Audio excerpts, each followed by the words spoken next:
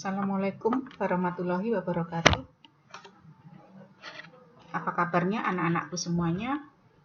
Semoga dalam keadaan sehat, tetap semangat untuk mengikuti pembelajaran materi geografi ini. Untuk kali ini, materi yang pertama akan Ibu sampaikan, yaitu tentang konsep wilayah dan pertumbuhan. Adapun materinya, yaitu meliputi wilayah formal dan fungsional. Yang kedua, pewilayahan berdasarkan fenomena geografis. Yang ketiga, pusat dan batas wilayah pertumbuhan.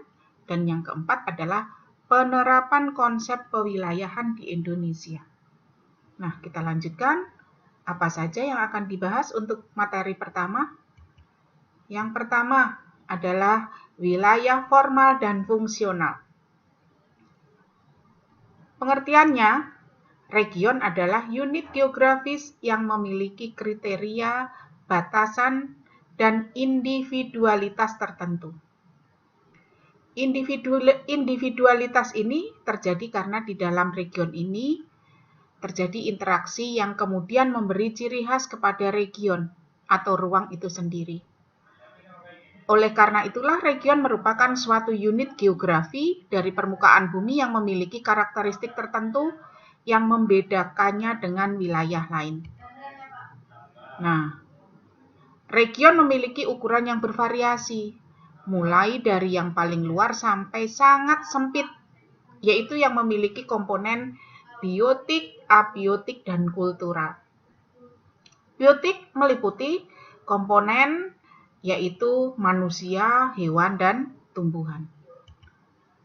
Abiotik yaitu terdiri dari air, tanah, dan udara. Sedangkan kultural yaitu terdiri dari kebudayaan dan teknologi. Nah, dengan demikian, penggolongan wilayah dapat dilakukan dengan mengacu pada keadaan alam dan tingkat kebudayaan. Tingkat alam misalnya, penggolongan dengan keadaan alam dibedakan lagi berdasarkan iklim, relief, dan vegetasi. Sedangkan keadaan alam ini contohnya yaitu dataran rendah dan dataran tinggi, dan lain sebagainya. Tingkat kultural. Tingkat kultural di sini yaitu contohnya tentang penggolongan. Dengan tingkat kultural contohnya negara maju, pertanian, perkotaan, pedesaan, dan sebagainya.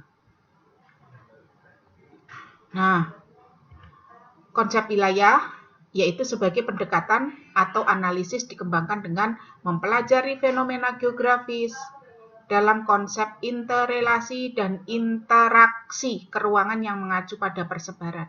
Maka dengan menggunakan pendekatan regional, wilayah dibedakan menjadi wilayah formal atau uniform region dan wilayah fungsional atau nodal region. Lanjut, wilayah formal atau uniform region ini merupakan wilayah geografis yang memiliki keseragaman atau kesamaan berdasarkan kriteria tertentu. Misalnya, daerah pedesaan, pertanian, dan seterusnya. Kesamaan ini menjadi sifat atau karakteristik wilayah yang membedakan dengan wilayah lain. Pada awalnya, kriteria yang digunakan ini bersifat alamiah, kemudian berkembang menggunakan kriteria ekonomi, industri, permukiman, dan sebagainya. Inilah yang pertama adalah wilayah formal atau uniform region. Jadi memiliki keseragaman dan kesamaan berdasarkan kriteria tertentu. Misalnya daerah pedesaan, pertanian, dan seterusnya. Kesamaan ini menjadi sifat karakteristik wilayah yang membedakan dengan wilayah lain. Lalu, yang kedua adalah wilayah fungsional atau nodal region.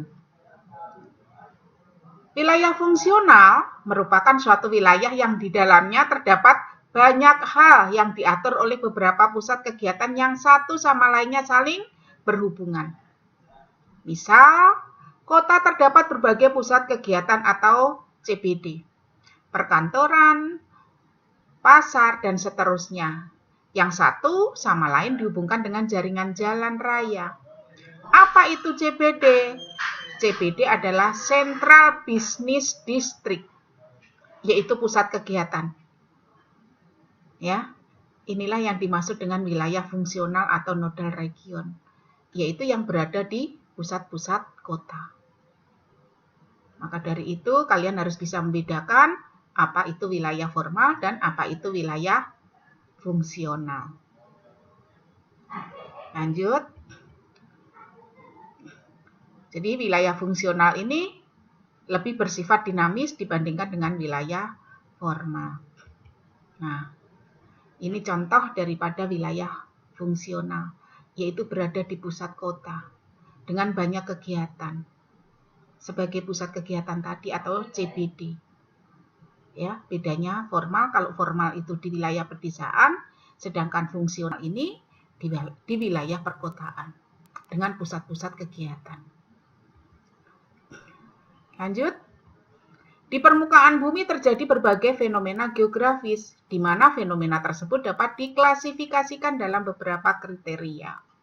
Misalnya ada desa nelayan, desa industri, desa swasembada, kota udang, kota hujan, hutan bakau, hutan cemara, dan seterusnya.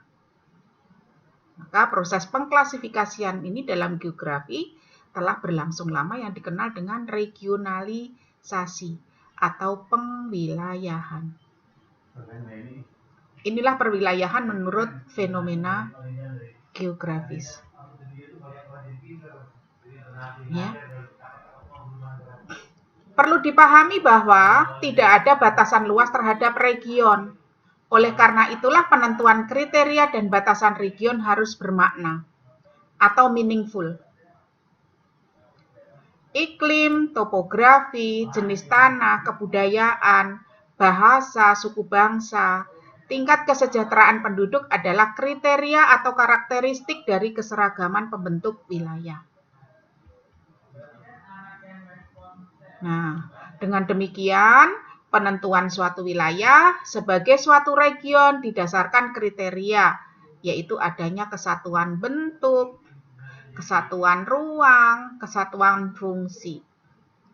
Yang mencirikan keseragaman gejala sebagai hasil distribusi, interrelasi, dan interaksi unsur-unsur geografi di dalamnya. Lanjut. Pengwilayahan dapat dilakukan dengan berbagai cara, diantaranya yaitu natural region, single feature region, specific region, dan generic region. Suatu wilayah dikatakan sebagai pusat pertumbuhan apabila wilayah tersebut memiliki perkembangannya cepat, pertumbuhannya cepat, pembangunan menonjol, kegiatan ekonominya ramai. Inilah suatu wilayah dikatakan sebagai pusat pertumbuhan apabila wilayah tersebut memiliki perkembangannya cepat, pertumbuhannya cepat, pembangunannya menonjol, serta kegiatan ekonominya ramai. Nih, pusat dan batas wilayah pertumbuhan. Lanjut. Suatu wilayah dikatakan sebagai pusat pertumbuhan ini tadi ya. Nah, lanjutnya. Oleh karena itulah suatu wilayah ini memiliki potensi untuk berkembang dan menjadi pusat pertumbuhan yang didukung oleh kondisi geografis, potensi sumber daya alam, potensi sumber daya manusia, serta jaringan transportasi. Maka berdasarkan faktor tersebut untuk mengidentifikasi pusat-pusat pertumbuhan dilakukan berbagai pendekatan, yaitu pusat pertumbuhan potensi wilayah, pusat pertumbuhan teori tempat sentral, dan pusat pertumbuhan teori kutub. Nah, lanjutnya, suatu wilayah dikatakan sebagai pusat pertumbuhan apabila memiliki wilayah perkembangannya cepat, pertumbuhannya cepat, pembangunan menonjol, serta kegiatan ekonomi ramai. Lanjut, yaitu batas wilayah pertumbuhan diasumsikan sebagai batas pengaruh wilayah pusat pertumbuhan terhadap wilayah sekitarnya. Untuk mengetahui batas pengaruh dapat dilakukan dengan menggunakan teori model gravitasi dan teori titik henti. Nah, inilah ternyata di dalam mengetahui pusat dan batas wilayah pertumbuhan, ini untuk mengetahui pengaruh dapat dilakukan dengan menggunakan beberapa teori. Yaitu yang pertama, model gravitasi. Model gravitasi ini yang dikemukakan oleh Isaac Newton, yaitu gaya tarik-menarik. Lalu juga teori titik henti atau balik. Kita lanjutkan. Kedua model atau teori di atas dapat digunakan untuk menghitung aliran transportasi atau lalu lintas, migrasi penduduk antar dua wilayah, serta jumlah penduduk yang cenderung menggunakan tempat pusat. Maka, dalam rangka pemerataan kemakmuran, pembangunan ditekankan pada sektor pertanian dan industri. Untuk itu, pemerintah menyusun rencana tata ruang wilayah atau RT/RW dalam lingkup nasional. Inilah lanjutnya yang kedua adalah penerapan konsep pewilayahan di Indonesia. Nah, pemerataan pembangunan ekonomi membendung arus migrasi urbanisasi untuk mencapai 8 jalur pemerataan pembangunan ekonomi dan memudahkan koordinasi di setiap wilayah dalam rangka memantau laju pembangunan. Inilah tujuan daripada rencana tata ruang tersebut atau RT/RW, rencana tata ruang wilayah. Tujuannya yaitu untuk pemerataan pembangunan ekonomi, membendung arus migrasi atau urbanisasi, untuk mencapai 8 jalur pemerataan pembangunan ekonomi, dan memudahkan koordinasi di setiap wilayah dalam rangka memantau laju pembangunan. Lanjut. Nah, untuk mencapai tujuan tersebut, wilayah pusat pertumbuhan pembangunan dikelompokkan menjadi wilayah pembangunan utama A, wilayah pembangunan utama B, wilayah pembangunan utama C, dan wilayah pembangunan utama D. Di mana pusat pertumbuhannya? WPUA pusatnya di Medan, WPUB pusatnya di Jakarta, WPUC pusatnya di Surabaya, serta WPUD pusatnya di Makassar. Inilah pembagian-pembagian perwilayahan di Indonesia. Kenapa? Tujuannya untuk apa diadakan pembagian wilayah-wilayah di Indonesia? Yaitu untuk mempermudah koordinasi di segala bidang. Ya, baik itu ilmu Ipolek Sosbud Hankam, ekonomi, politik, ekonomi, sosial, kebudayaan, serta pertahanan dan keamanan. Maka, setiap wilayah pusat pembangunan dikelompokkan ke dalam sub wilayah pembangunan yang berjumlah 10 wilayah. Wilayah pembangunan utama A, pusat pertumbuhannya yaitu di Medan. Sub wilayah pembangunannya meliputi wilayah 1 dan 2. Kota yang dikembangkan meliputi daerah provinsi 1, Aceh dan Sumatera Utara berpusat di Medan. 2, Sumatera Barat, Riau berpusat di Pekanbaru. Lalu wilayah pembangunan utama B, pusatnya di Jakarta. Sub wilayah pembangunannya meliputi 3, 4, dan 6. Kota yang dikembangkan meliputi daerah provinsi. Ya. Jadi region 4 wilayah A, B, C, D itu tadi dibagi menjadi 10 wilayah. Wilayah pembangunan B, pusat pertumbuhannya yaitu Jakarta, terdiri dari sub wilayah pembangunan 3, 4, dan 6. Kota yang dikembangkan meliputi daerah provinsi atau sub wilayah 3, yaitu Jambi, Sumatera Selatan, dan Bengkulu berpusat di Palembang. Sub wilayah 4, Kota yang dikembangkan meliputi daerah Provinsi Lampung, Jawa Barat, Jawa Tengah, dan DIY berpusat di Jakarta. Subwilayah 6, kota yang dikembangkan meliputi daerah Provinsi Kalimantan Barat berpusat di Pontianak. Lalu, BPUC, pusat pertumbuhannya di Surabaya, meliputi subwilayah pembangunan 5 dan 7. Kota yang dikembangkan meliputi daerah Provinsi Jawa Timur dan Bali berpusat di Surabaya.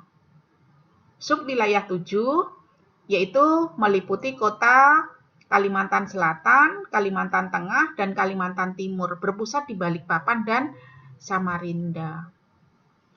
Terus BPUD, pusat pertumbuhannya yaitu di Makassar. Subwilayah pembangunannya meliputi 8, 9, 10.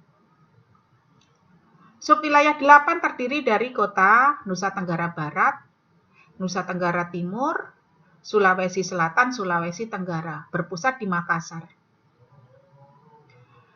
Subwilayah pembangunan 9, yaitu terdiri dari kota Sulawesi Tengah dan Sulawesi Utara, berpusat di Manado.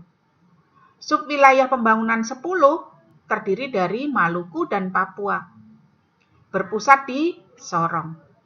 Inilah penerapan konsep perwilayahan di Indonesia. Maka setiap wilayah pusat pembangunan dikelompokkan ke dalam subwilayah pembangunan yang berjumlah 10 wilayah. Ya, terdiri dari 4 region itu tadi masing-masing wilayah yang ada di Indonesia. Yaitu tujuannya untuk pemerataan di segala bidang. Ilmu pengetahuan, politik, ekonomi, sosial, budaya, serta pertahanan dan keamanan. Jadi tujuannya itu untuk membagi-bagi, untuk mempermudah urusan di segala bidang. Maka dari itu ada BPUA atau wilayah pembangunan utama dan pusat pertumbuhan dibagi menjadi subwilayah dan kota yang dikembangkan meliputi daerah provinsi. Tujuannya itu untuk mempermudah distribusi atau mempermudah segala urusan di semua bidang. Lanjut. Nah, itulah saya kira cukup di situ dulu materi pertama tentang konsep wilayah dan pertumbuhan. Oleh karena itulah, kita lanjutkan besok lagi untuk materi berikutnya. Sampai di sini saja dulu. Ibu akhiri. Wabillahi taufiq wal hidayah. Wassalamualaikum warahmatullahi wabarakatuh.